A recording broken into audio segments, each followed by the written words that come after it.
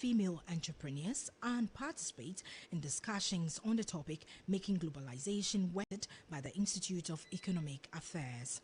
Madame Ngozi will also meet with the Ministry of Trade and Industry in further discussions to help make major steps towards economic integrations. Now, container lines have used general rate increases, GRIs, to forcibly push up Asia-US port rate, yet there's widespread skepticism on the rates staying further, giving the gravitational pull of weak demand. Now, carriers introduced a round of GRIs on April 15th and are scheduled to implement the next round in May 1st, but reports indicate that carriers are already deferring the May 1st GRI to mid-May because cargo volumes are unable to support rate hikes despite the blank cancelled sailing plan in early May. Shipping analyst Omar Nokta told FreightWaves that spot rates have gone from high loss making to less loss making.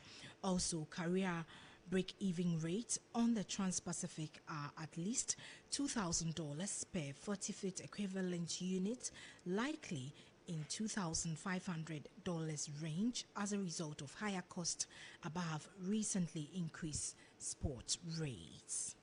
If you just join us, this is Maritime and Port News.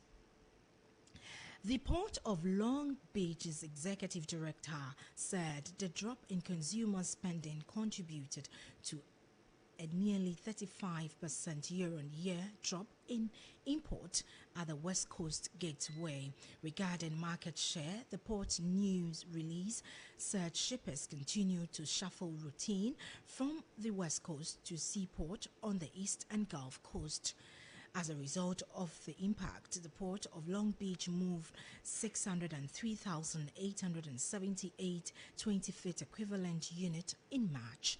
That's down 30% from March 2022, which happened to be the port's busiest March on record.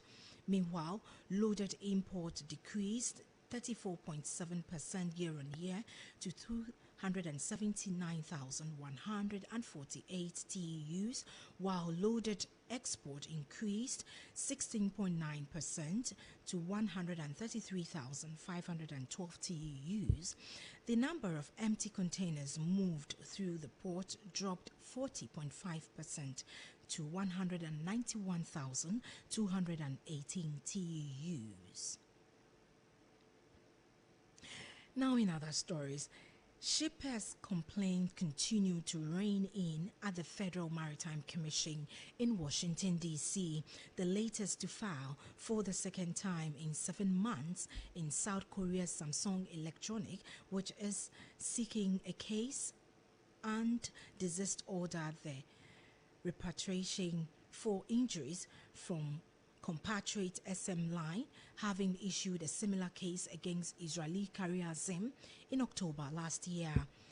Now, the filing from Samsung Electronics America that state, as a result of SM Line's unreasonable practices, the CEA has been forced to pay excessive and unlawful charges incurred by SM Line and has been forced to undertake and perform the ocean carrier's inland transportation responsibilities in order to continue to import its product sold to American consumers. Samsung Electronics said the detention and demurrage charges incurred were staggering without specifying numbers. On this note, we'll wrap up this morning's edition of Maritime and Port News, proudly sponsored by the Ghana Shippers Authority. They provide you with the best in all your shipping solutions. You can always contact them at the Shippers House in Accra. For more maritime news and updates, follow me on YouTube at Nanesi Boateng. My name is Nanesi Boateng, my producer, Kwikwa Boache. Have a great day.